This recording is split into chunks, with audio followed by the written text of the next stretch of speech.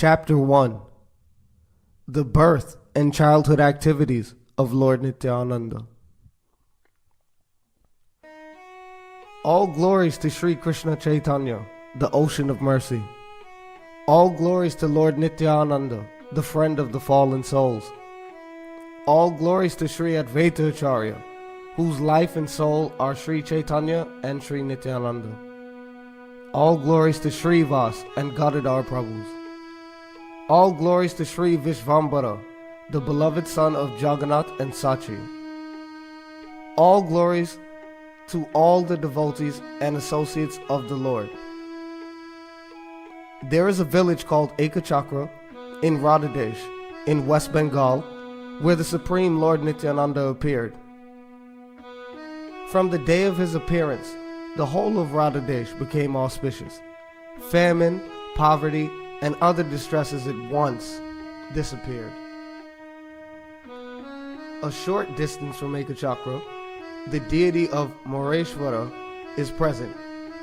Lord Nityananda, who is non-different from Lord Balaram, had worshipped this deity. In the village of Ekachakra lived Harai Pandit. He was a qualified Brahmana, very detached and full of compassion. His wife's name was Padmavati, who was very chaste and an exalted devotee. She was the mother of the universe. Both Harai Pandit and Padmavati Devi were very magnanimous. Lord Nityananda appeared in their family out of his own sweet will. On the auspicious 13th day of the waxing moon in the month of Magha, January to February, Lord Nityananda made his appearance. He was the eldest among the sons of Harai Pandit. Seeing his all-auspicious symptoms, everyone's eyes filled with joy. In time, Lord Nityananda began to grow. Due to the influence of his illusory energy, however, no one could recognize him. Lord Nityananda concealed his real identity and happily played with his boyhood friends. Whatever pastimes he enjoyed with his childhood friends were all related with the pastimes of Lord Krishna. He and his friends formed an assembly of demigods, and one of them acted as Mother Earth praying to the rest of them. Then they led Mother Earth to the riverbank where all the children began to offer prayers. One boy, hiding from the rest, loudly declared, "I will soon take birth in Mathura, Gokula." One night, the Lord and his friends enacted the marriage of Vasudeva and Devaki. Another night, while everyone was asleep, they made a jail cell enacting the birth of Lord Krishna. They made one place into Gokula, taking baby Krishna there. He was exchanged with Mahamaya, tricking Kamsa. Another time they dressed someone as Putana. Someone climbed on her chest to suck her breast. One day Lord Nityananda and his friends made a sakata or a handcart out of reeds and then broke it. Another day the Lord and his friends stole from the houses of the neighboring cowherd men. The boys never left Nityananda to go home, but sported with him day and night. The children's parents never complained. Rather, they affectionately embraced Nityananda. They said, "We've never seen such transcendental sports. How does this child know so many of Krishna's pastimes?" One day, the Lord made snakes out of leaves and took his friends to the water. One of them jumped into the water and did not move. Later, the Lord brought him back to consciousness. Another day, the Lord and his friends went to Talavan, where they killed Dhenukasura and then ate tala fruits. Lord Nityananda and his childhood friends went to the fields and enjoyed various pastimes such as the killing of Bakasura, Agasura, and Vatsasura. In the afternoon, the Lord and his friends returned home, blowing buffalo horns. One day they enjoyed the pastime of lifting the Govardhan hill, and another day they created a Vrindavan where they enjoyed various sports. Once they enacted Krishna's pastimes of stealing the gopis' clothes, and another day enacted his meeting the wives of the brahmanas. On one occasion, a boy dressed up with a false beard as Narada gave Kamsa some secret news. Another day, a boy dressed as Akrura took Krishna and Balaram to Kamsa's capital. As Lord Nityananda cried in the mood of the gopis, it seemed to his friends that a river was flowing from his eyes. By the influence of Lord Vishnu's illusory energy, no one could recognize Lord Nityananda as he enjoyed pastimes with his friends. The children arranged a city of Mathura and then wandered through its streets. Someone played the role of a gardener, while another accepted a flower garland from him. Someone dressed as Kubja and sandalwood paste was accepted from her. They made a large bow and all shouted in joy when it was broken. They also enacted the pastimes of killing Kuvalaya elephant and the wrestlers Chanura and Mustika. Thereafter, the Lord chastised Kamsa by grabbing him by the hair and throwing him on the ground. After killing Kamsa, the Lord danced with his friends in such a way that everyone watching him began to laugh. In this way, Lord Nityananda and his friends imitated the pastimes of various incarnations. One day, Lord Nityananda, dressed as Vamana, went to cheat Bali Maharaj out of his kingdom, which covered the 3 worlds.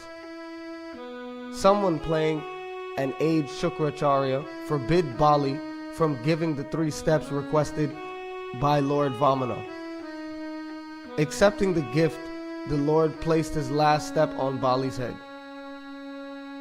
One day, Lord Nityananda enacted the pastime of building a bridge across the ocean with the boys playing the role of monkeys. They cut castor plants and made a bridge across the water. Then all the boys shouted, "Jai Raghunath." Lord Nityananda, taking the role of Lakshman with a bow in his hand, went in anger to rebuke Sugriv. "O king of the monkeys, my lord's in distress. Come quickly, or I'll kill you. How can you sit here enjoying with women while Lord Ramachandra is lamenting on Malyavan mountain?" Another day, Lord Nityananda spoke in anger to Parashuram.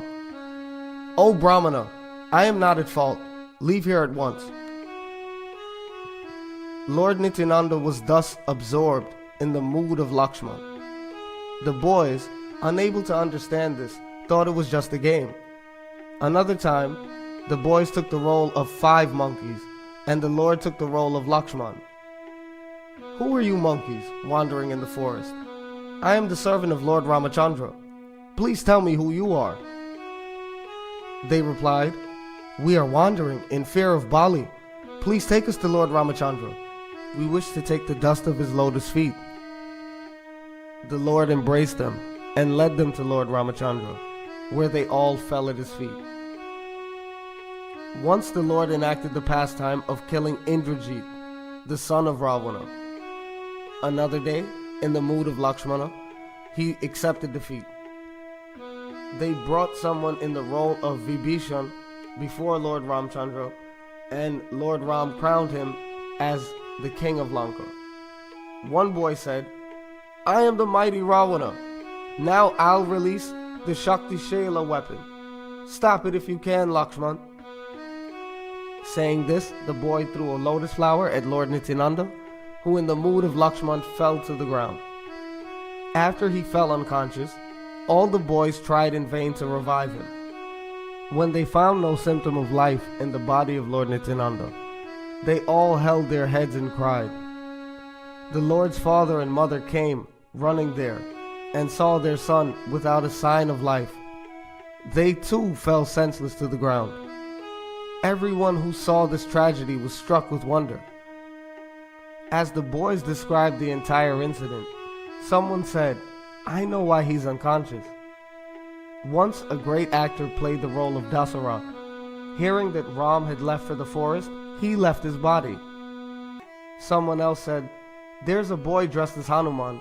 If he gives him medicine, then he'll be cured."